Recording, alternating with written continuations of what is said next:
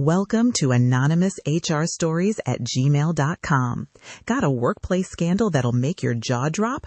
We're exposing the true tales of HR corruption, nepotism, affair cover-ups, corporate malfeasance, illegal layoffs, and downsizing schemes that your company hoped would stay buried. If you've witnessed HR laws being shattered, whistleblowers being crushed, or management getting away with the kind of stuff that belongs in a courtroom drama, we want your story. Submit your story to anonymoushrstories at gmail.com. Stay anonymous. Expose the truth. HR knew everything and still protected him. I used to work at a mid-sized logistics company. We'll call it Northbridge Supply.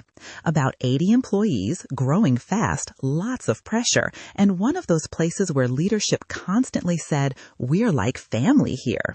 That should have been the first red flag, because in my experience, companies that use the word family don't mean it the way you'd hope. They mean we expect unconditional loyalty, and in return, we'll smile at you while stabbing you in the back. And at Northbridge, they had that part perfected. It started when a new operations manager joined. Let's call him Daniel Voss.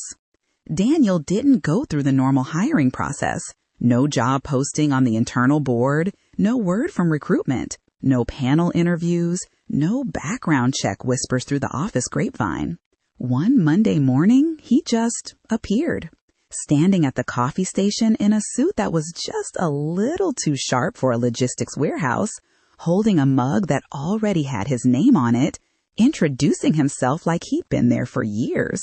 And within 48 hours, the whisper started, because someone in payroll, we'll call her Greta, a woman who had worked there for 11 years and knew everything about everyone, noticed something. Daniel's emergency contact, his onboarding paperwork, same last name as Sandra Holt. Sandra Holt, the HR director. She'd been at Northbridge for 6 years. Well-dressed, controlled. The kind of woman who smiled just a little too slowly, like she was calculating the exact wattage needed to seem approachable without actually being warm. Greta quietly mentioned it to 2 people. By end of week, everybody knew. Daniel was Sandra's brother-in-law, her husband's younger brother to be specific, which, in terms of professional distance, is approximately 0. Nobody confirmed it officially, of course. Sandra wasn't exactly the type to make announcements about her personal life. But the pieces were there. The same family reunion story that slipped out during a lunch break. The Christmas party photo someone found on an unlocked Facebook profile. The way Sandra's shoulders changed, almost imperceptibly, whenever someone mentioned Daniel's name. She was protective of him, right from the start. And that protection, it had no bottom. At first it was small, the kind of thing you could almost explain away if you didn't know what you were looking at. Daniel showed up late, regularly. We're talking 9:20, 9:40, sometimes closer to 10. Strolling in with a coffee from the place across the street, not even the office machine, like the workday started whenever his car pulled into the lot. Nobody said a word. Meanwhile, a warehouse coordinator named Priya got a formal written warning for clocking in 4 minutes late 3 times in 1 month. 4 minutes. HR sent her a letter on letterhead. Daniel blew through deadlines. A carrier routing schedule that affected 3 regional clients missed entirely. The fallout cost the company 2 days of expedited shipping fees. His explanation in the team meeting, I was waiting on information from another department. Sandra nodded sympathetically. The other department had sent the information a week earlier. Other employees got publicly dressed down in all-hands meetings for less. One woman on the logistics team, let's call her Marissa, got placed on a performance improvement plan for missing a single quarterly compliance report. 1 report. She'd been with the company 4 years, consistently strong reviews, never a disciplinary note before. The PIP paperwork was 3 pages long. It had sub-clauses. Meanwhile, Daniel forgot to file an entire client shipment schedule, and HR's official documentation labeled the incident a cross-departmental communication breakdown. That phrase, communication breakdown, it became something of a dark joke among the staff. Someone messed up? Communication breakdown. Someone's numbers didn't add up? Communication breakdown. Daniel walked into the wrong meeting, forgot a client's name, left early on a Friday with no notice. You guessed it.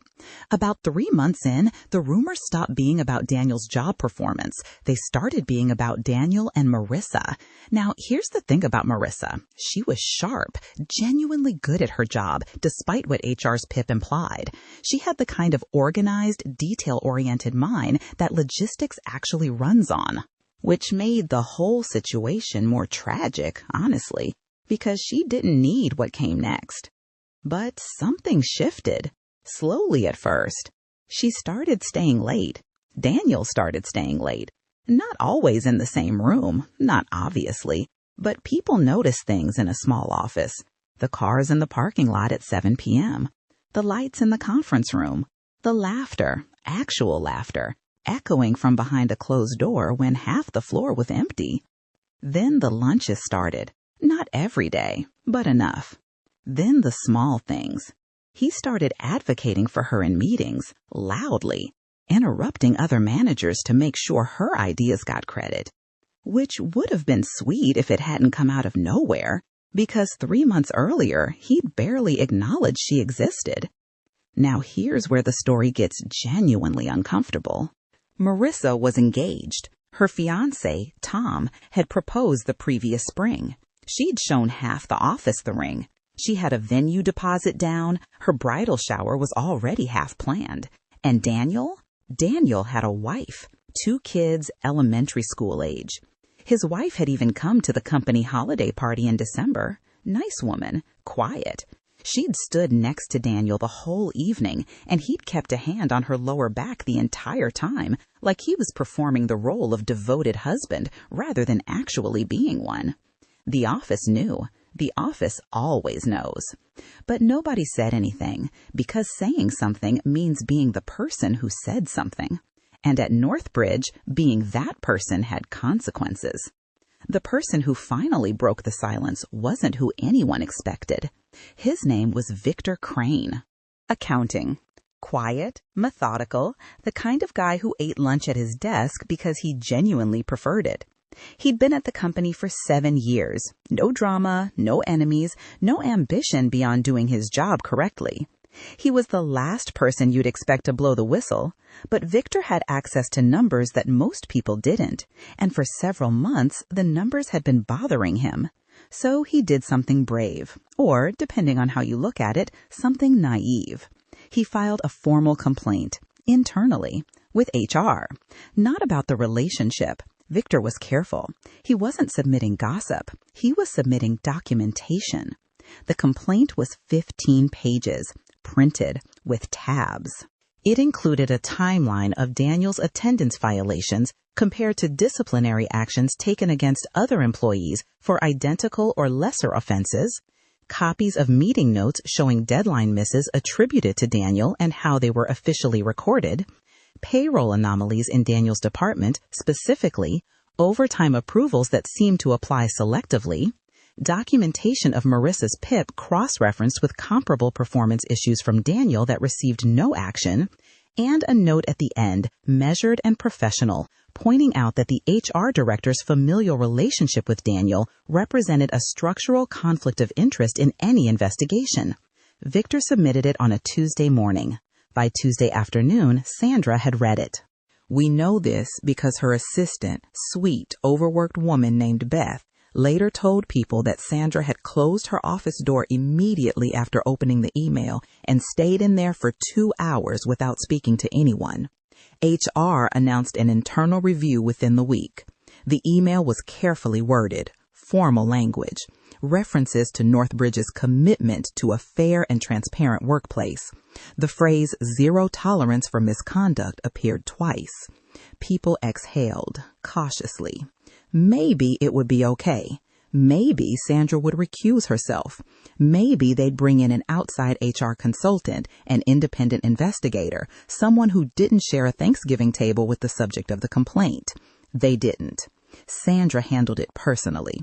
She conducted 4 interviews, total. In a company of 80 people with a complaint that touched nearly every department, she spoke to 4 employees, all of them, it later emerged, either directly loyal to her or senior enough to have plausible deniability. Victor, not interviewed. Marissa, not interviewed. Priya, the coordinator with the 4-minute late warning, not interviewed. The 3 warehouse managers who documented the shipment schedule failure, none of them interviewed. 8 days after the review was announced, Sandra sent a company-wide email. Following a thorough internal review, no evidence of policy violations was identified.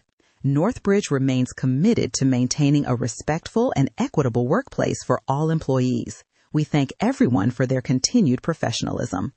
Thorough internal review. The break room was very quiet that day.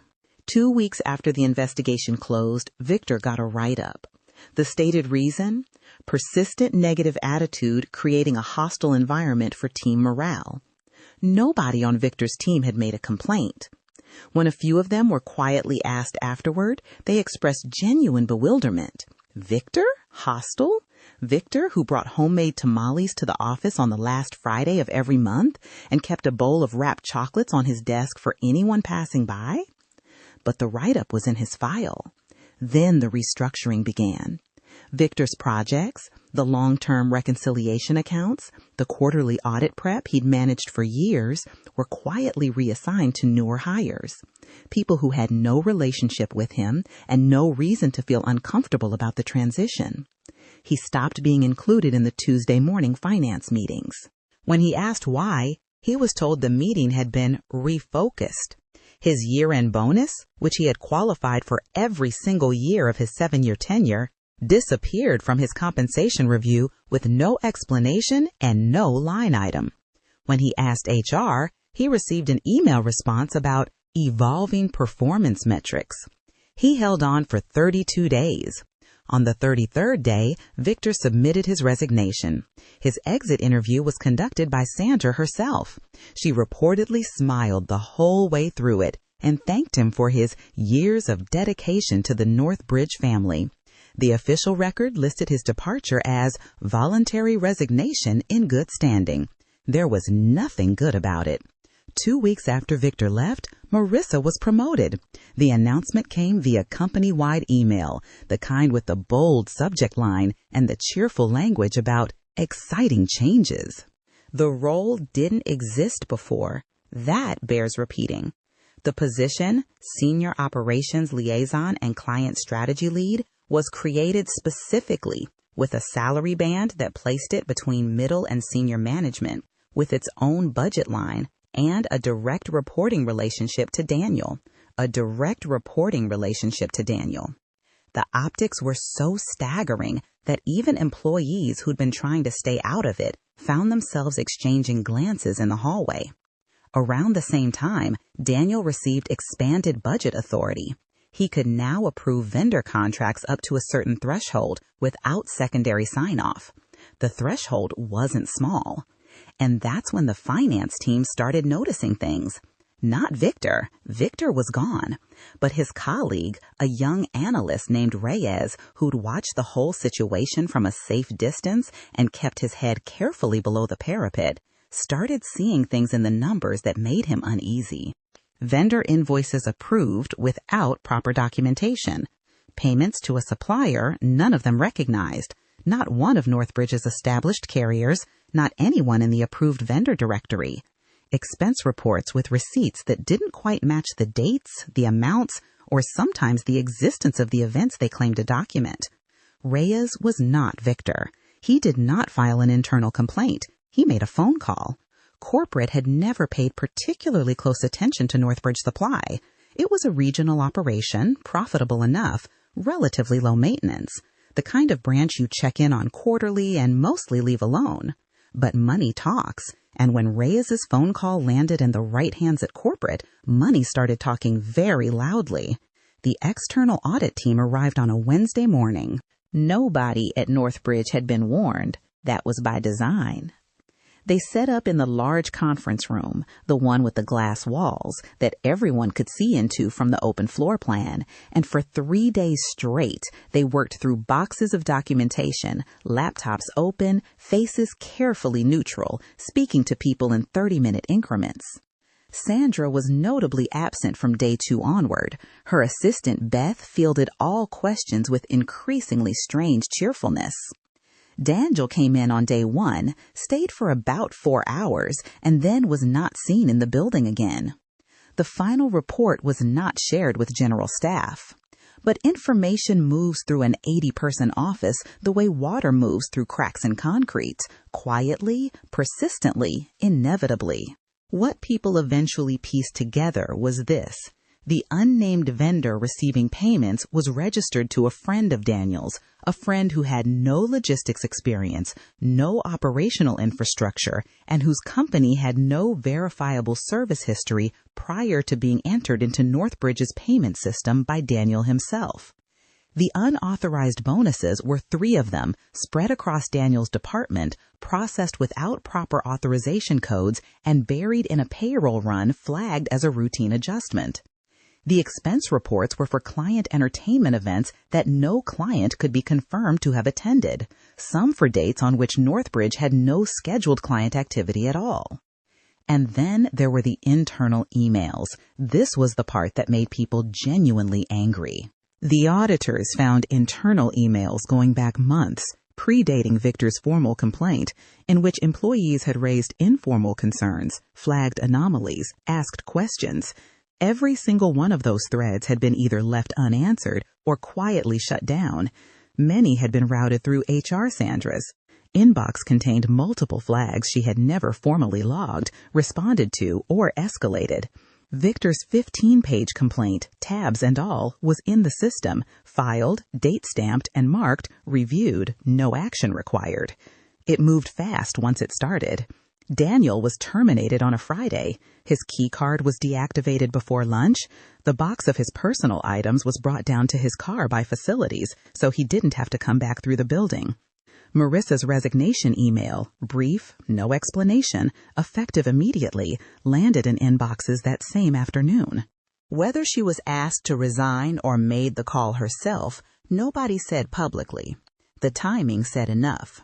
Sandra Holt was placed on administrative leave pending further review the following Monday.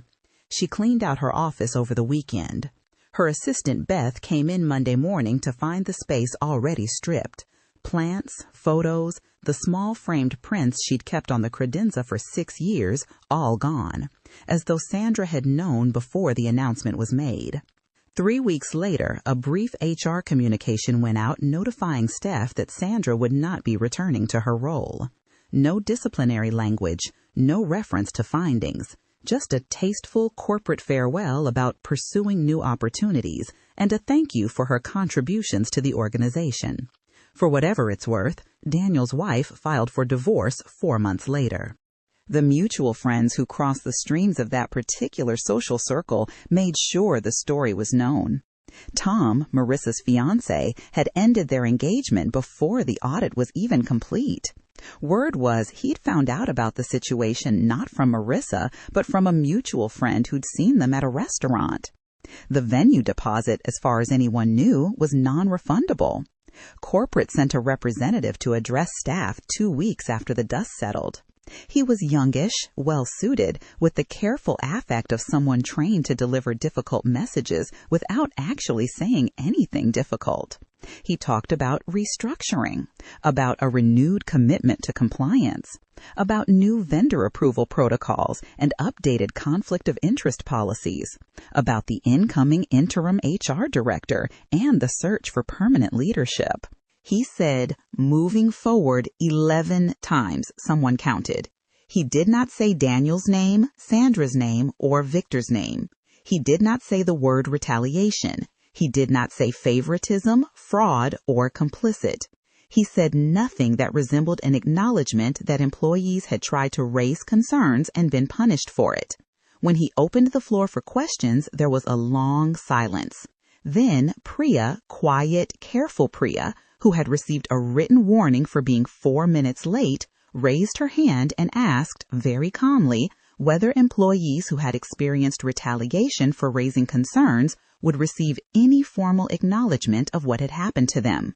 The corporate representative said that Northbridge was committed to supporting all employees through this transition, and that HR would be available for anyone who wanted to discuss their experience. Priya nodded slowly. She had her resume updated by the following Monday. I've worked a lot of places since then. I've seen bureaucratic dysfunction. I've seen bad managers fail upward. I've seen HR departments that were slow or inefficient or just not particularly competent. But Northbridge was something different. Northbridge was a place where the system didn't fail. The system worked exactly as designed. It protected the people it was built to protect. It punished the people who threatened that protection.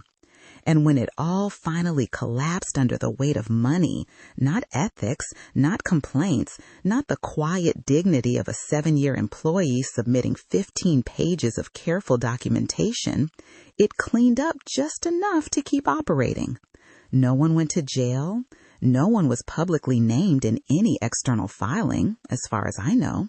The company restructured, rebranded its HR function, promoted 2 managers from within, and was back to normal capacity within a quarter. And somewhere out there, there's probably a conference room just like that one, where someone is staying late with someone they shouldn't, while a file marked reviewed, no action required, sits in an inbox that no one will ever check. The only difference is nobody's called the auditors yet. Word of advice? In any workplace, know your options outside of internal HR. Document everything. And if someone like Victor hands you a tamale and tells you something's wrong, listen.